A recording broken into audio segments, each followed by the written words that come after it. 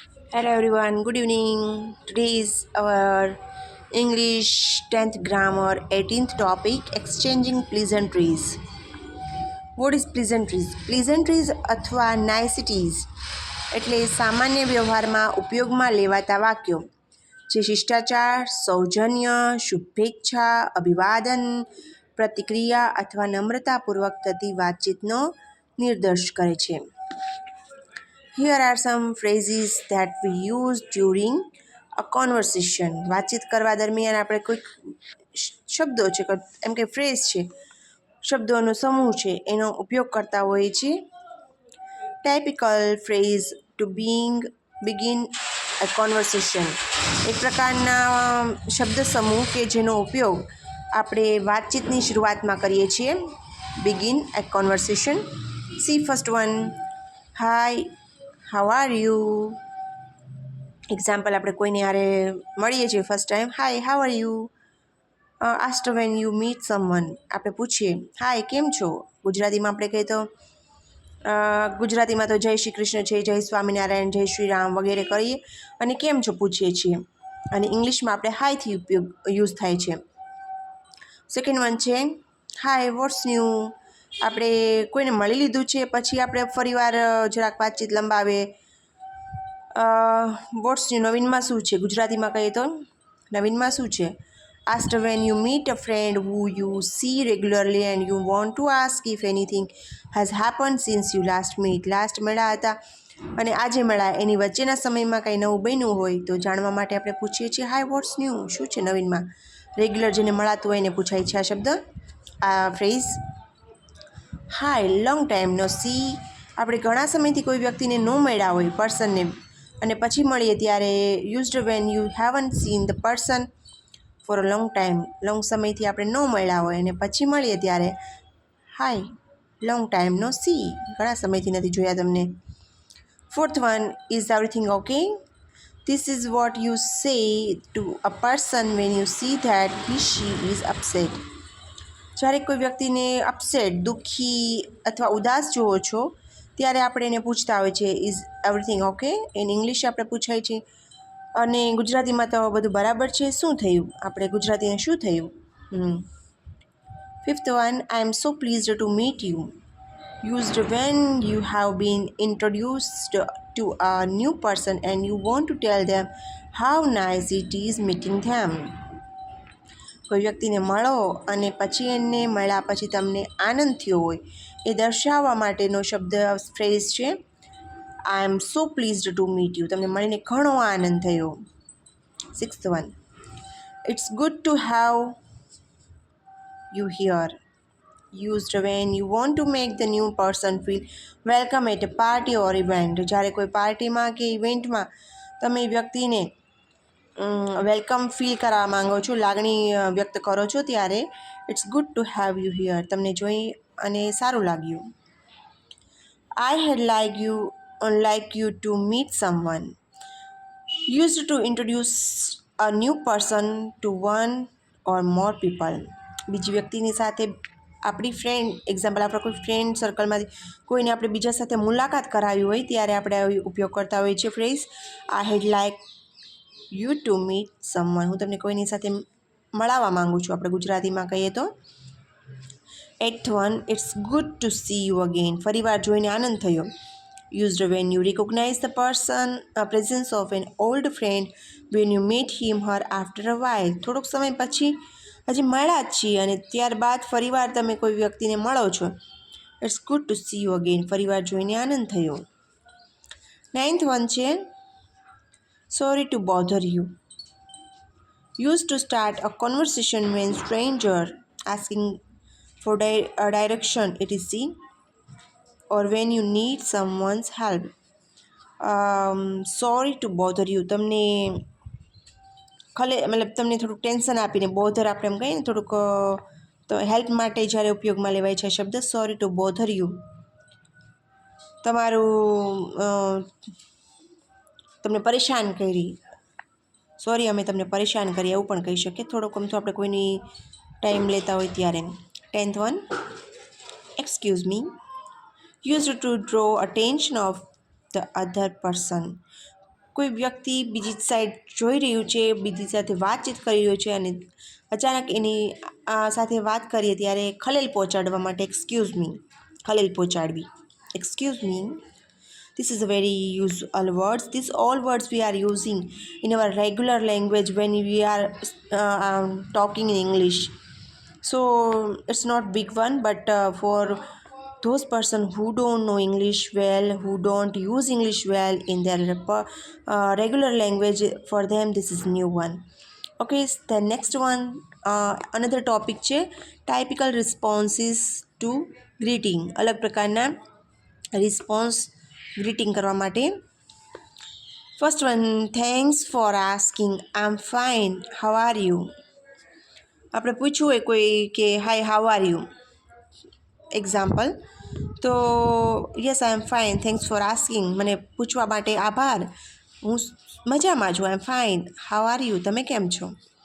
Response and counter question to a greeting phrase how are you. How are you પ્રશ્ન પૂછવામાં આવ્યો ત્યારે એના આન્સરમાં, એના રિસ્પોન્સમાં આ શબ્દ ઉપયોગમાં લેવાય છે. સેકન્ડ વન છે thanks, I have been keeping busy. A response to a standard greeting with little or no direct meaning. જે ડાયરેક્ટ મિનિંગ ન હોય, સીધી સીધું તમને ન કહેવામાં આવ્યું, એના માટે ગ્રીટિંગ માટે આ ફ્રેઝ ઉપયોગમાં લેવાય છે. થર્ડ વન છે sorry what did you say. Fourth one છે sorry what did you say, use to request someone to repeat what he she has just said. જે કીધું હોય આપણે ન સમજ્યા હોય, in Gujarati we can say હે, ઓલવેઝ વી આર યુઝિંગ, આપણે હંમેશા યુપી હે શું કીધું. ઇન ઇંગ્લિશ વી સે સોરી વોટ ડીડ યુ સે. ગુજરાતીમાં આપણે હે કહીએ અને ઇંગ્લિશમાં સોરી વોટ ડીડ યુ સે, તમે શું કહ્યું.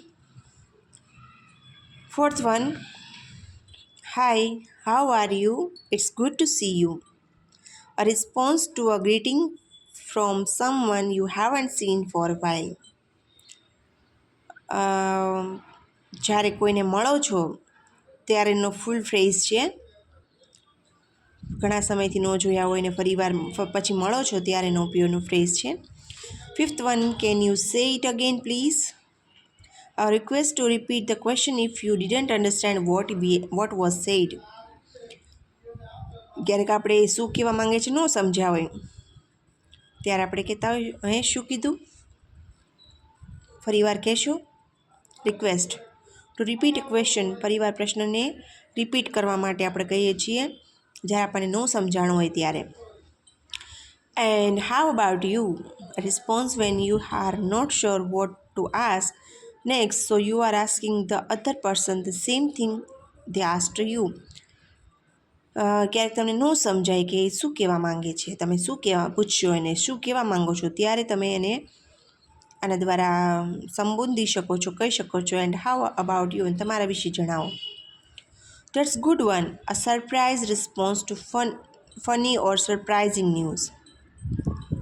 That's good one, a surprise response, આશ્ચર્યચકિત response to funny or surprising news, કોઈક રમૂજી અથવા તો આશ્ચર્યચકિત ન્યૂઝ માટેનો રિસ્પોન્સ છે. That's good one. Sure, no problem અથવા તો okay, short form is okay. A response to a small request you are happy to do. તમે કોઈ કાર્ય કરીને ખુશ છો, કાર્ય હોય કે કોઈ બી વસ્તુના ઉપર તમે ખુશ છો એવું તમે રિસ્પોન્સ આપો ત્યારે ઓકે અથવા sure, no problem. That's be great, a response to an offer that you are really happy about. ખૂબ જ ખુશ છો એવું દર્શાવવા માટે. થર્ડ વન છે, third one topic typical phrase to say goodbye. Goodbye કહેવાના કુછ ફ્યુ ફ્રેઝીસ છે. We will catch up later, use to say goodbye to a very close friend. હમણાં મળશું એવું જણાવવા માટે ગુડ બાયનો ઉપયોગ. આઈ had better be going. Used when you want to show that you would like to walk off and finish the conversation. તમારી વાતચીતને પૂર્ણ વિરામ આપવો હોય ત્યારે આ ફ્રેઝનો ઉપયોગ થાય છે. I had better be going. See you later. Used when you know that you will be seeing each other again sometime. ફરીવાર જોવા માટે આપણે ફરીવાર મળશું એમ. See you later. Fourth one, see you in a couple of minutes. Used when you are leaving the other person for a short while. થોડોક સમય માટે કોઈની સાથે મુલાકાત મુલતવી રાખીને ફરીવાર મળશું એના માટે see you in a couple of minutes. Fifth one, keep in touch. Used when you want the other person to keep in touch. મતલબ જોડાયેલા રહેવા માટે keep in touch નો ફ્રેઝનો ઉપયોગ થાય છે. It was nice seeing you. Take care. Used when you know that you won't see the person for a while.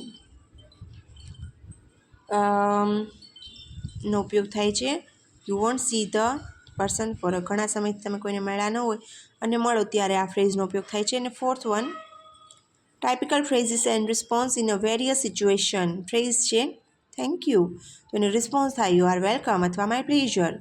Phrase છે congratulations, best of luck. એના રિસ્પોન્સમાં આપણે એને રિપ્લાય કરીએ thank you so much. Phrase I am so sorry. રિસ્પોન્સમાં આવશે thanks, that's okay, not a problem. Phrase છે would you like to have. Response yes thank you, no thank you. Fifth one, phrase do you prefer tea or coffee? In a blank I use tea or coffee. Response, oh, anything will do. Phrase, are you okay? Yes, I'm fine, thank you. Athwa no, I'm not okay. Seventh one, phrase, would you please help me? Response, sure, why not? Athwa sorry, but I am busy. Eighth phrase, may I use your pen, pencil, whatever? Response, yeah, sure, why not? Athwa sorry, I need it now. Phrase, may I come in? Response, yes, please do. Phrase, let's go for a picnic. Response, that's great idea. No, I don't like the suggestion. So these all are our 18th topics. Exchanging pleasantries. In next video we will see another topic of 10th grammar.